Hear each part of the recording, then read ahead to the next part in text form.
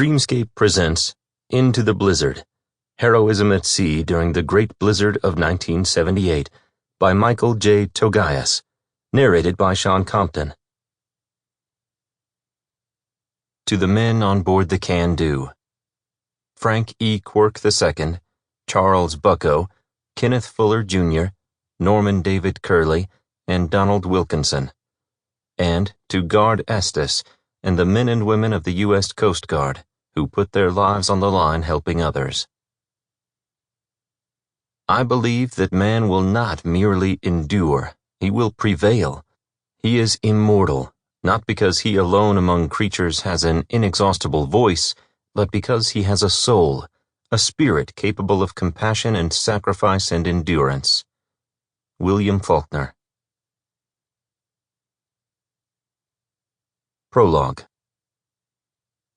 Samuel D. Champlain discovered Gloucester Harbor in 1606 and named it Le Beau Port, the beautiful port.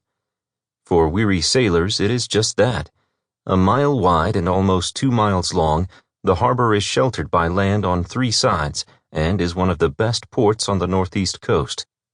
From Champlain's discovery up to the year 1905, a long and dangerous shoal, Dog Bar Shoal, extended almost halfway across the harbor's opening to the ocean.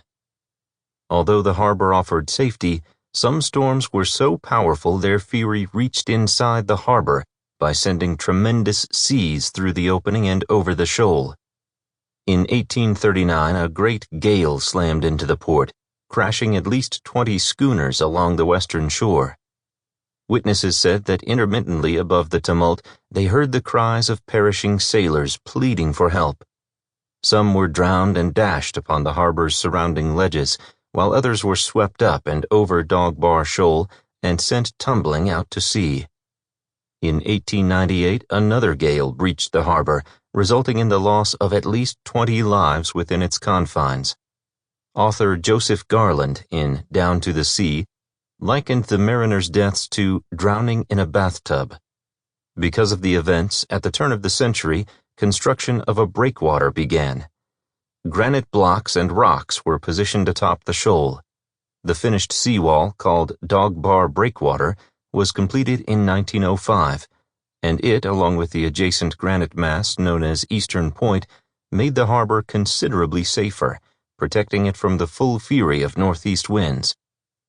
In 1978, Gloucester Harbor was still a beautiful and active port. Tankers, freighters, fishing vessels, and pleasure boats were Sample complete. Ready to continue?